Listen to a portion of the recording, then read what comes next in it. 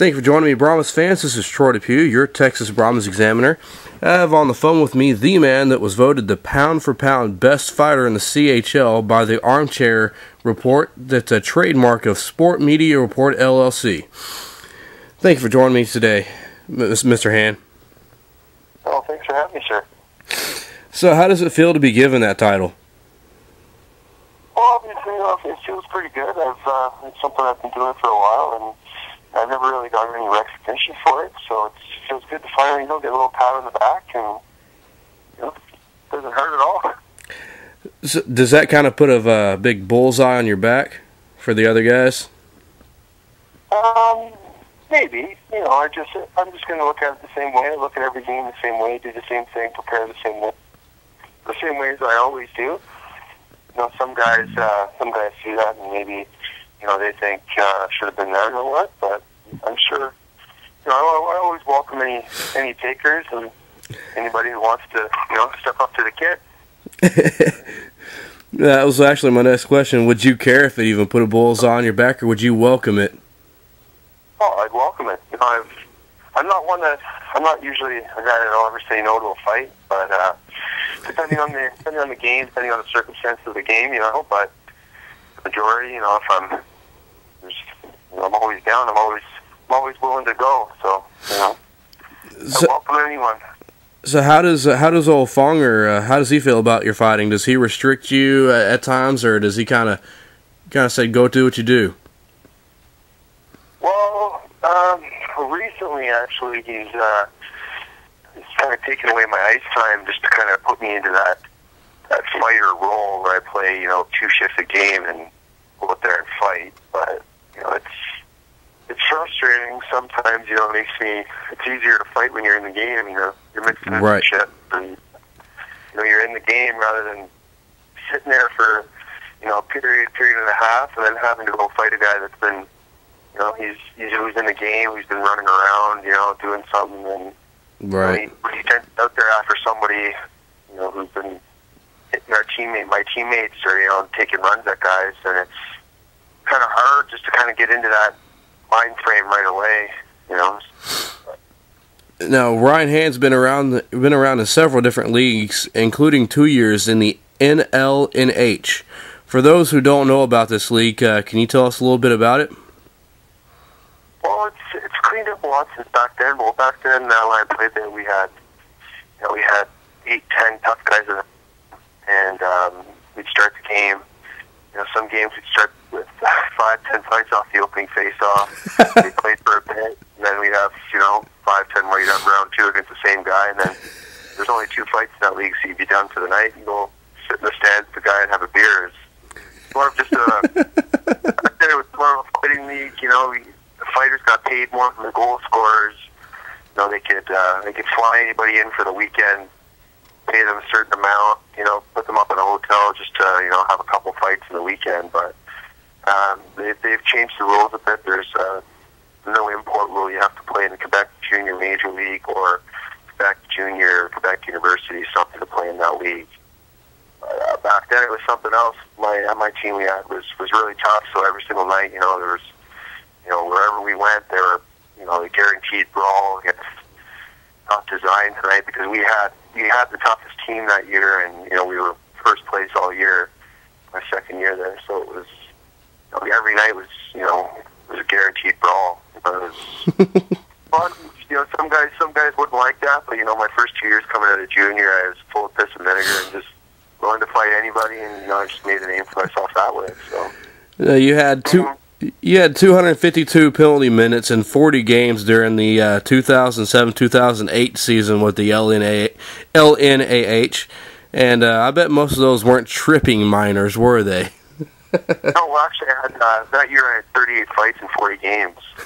I was quite busy that year, to say the least. The Armchair Report quoted you as being an ambidextrous fighter, and I can definitely see why. You can nail a guy with the left just as well as your right. And I've seen you switch your stances back and forth from southpaw back and forth in the midst of a fight. Are you actually left-handed or right-handed? Well, I'm naturally right-handed, but I actually had a boxing coach, Tommy Albarelli, who worked with me a couple years ago during the summertime, and he just did. I had one-on-one training with him for the majority of the summer, and he taught me a lot of little tricks, defense. Because obviously, I'm fighting guys that are a lot bigger than me, and I'm not going to be able to just go in and go toe to toe with everybody. So I have to be able to, use my left, use my duck and weave, and being able to dodge punches and counter.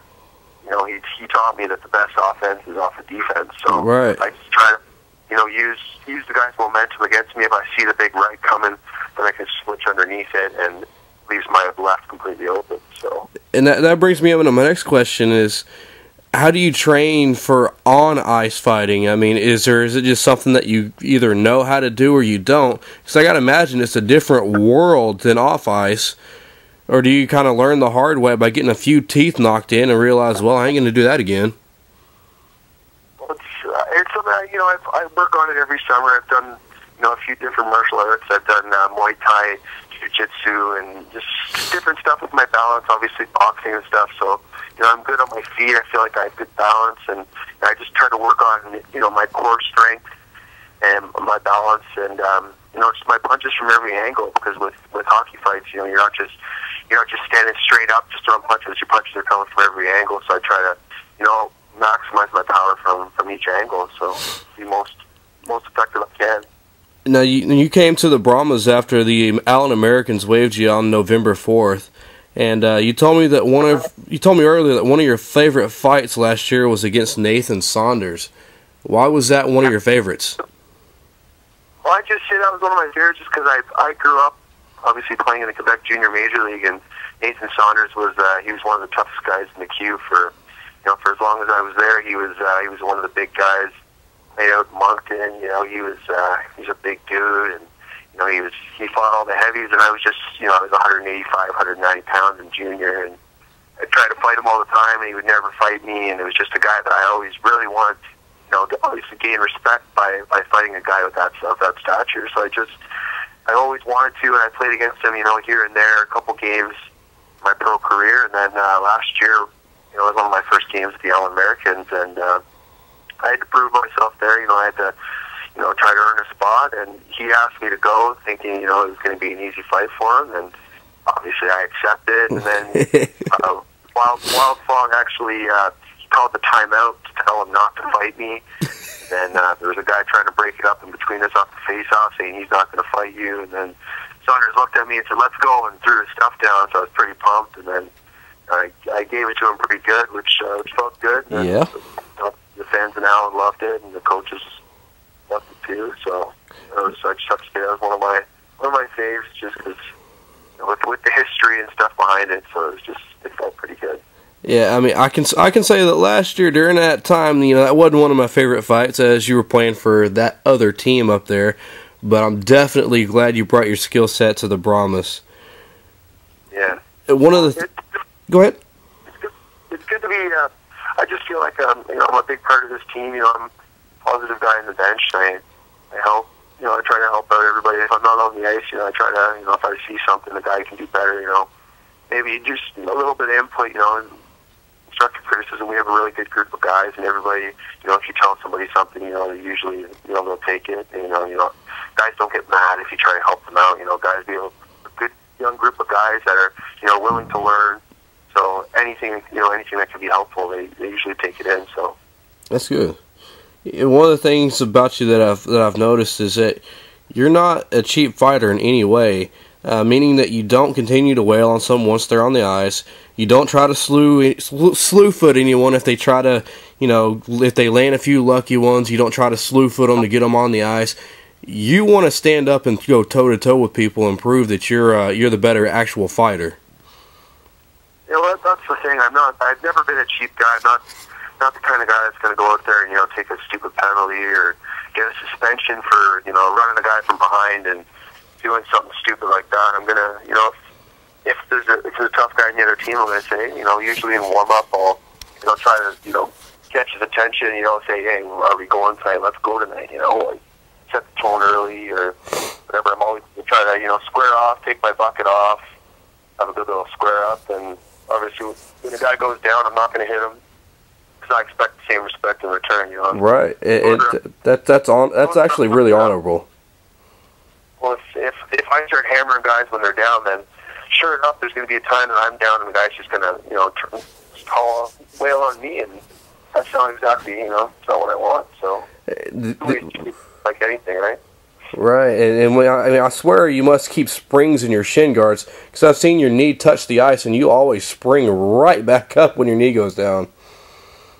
Yeah, it's tough sometimes, you know, just with keeping your balance on the ice, you know, because you guys are pulling you each every way. So, you know, if you catch an edge, you know, you go down. Usually the refs are pretty quick to get in, so I want to make sure, you know, I'm getting right back up quick. So the refs, you know, I'm yelling at the refs to back up and yelling at the other guy to let me back up. So I expect the same thing. You know, if the guy goes down, I'm not going to try to hold him down. I'm going to let him get back up and keep going.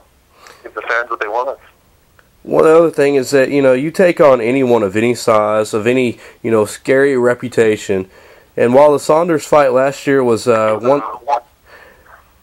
While the Saunders fight last year was one that you won hands down, no pun intended, one fight that I watched on YouTube came from 10/2/2008. You were playing for Rochester at the time, in Syracuse against the Crush. Do you know who I'm talking about here? Yeah, against Blake Screwer.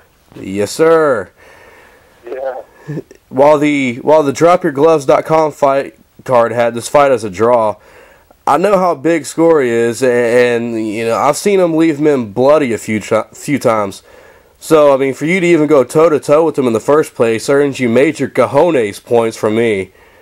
Then you know the fight was a good fight, and both of you wouldn't give in. If I had to choose a winner in that one, I'd pick you, but it would be by a little bit of a narrow margin. But I mean, like I said, just the fact that you went toe to toe with that man who's a beast, they said you got major cojones points from me for that. Well, thank you. You know, I actually they brought me in there to fight Morasti because I played Morasti.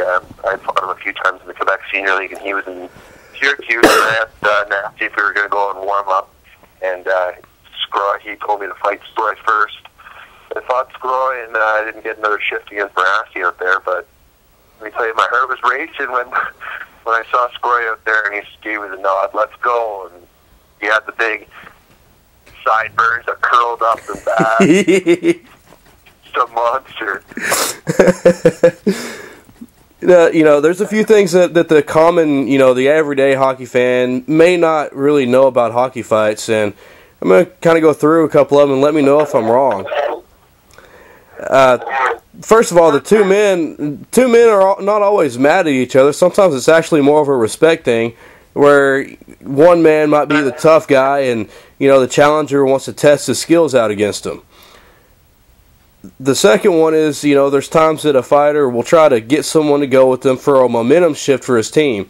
Say the team spirits are down, and you know the team's not really doing real good. A good fight can kind of wake the bench up and you know lift the guy's spirits.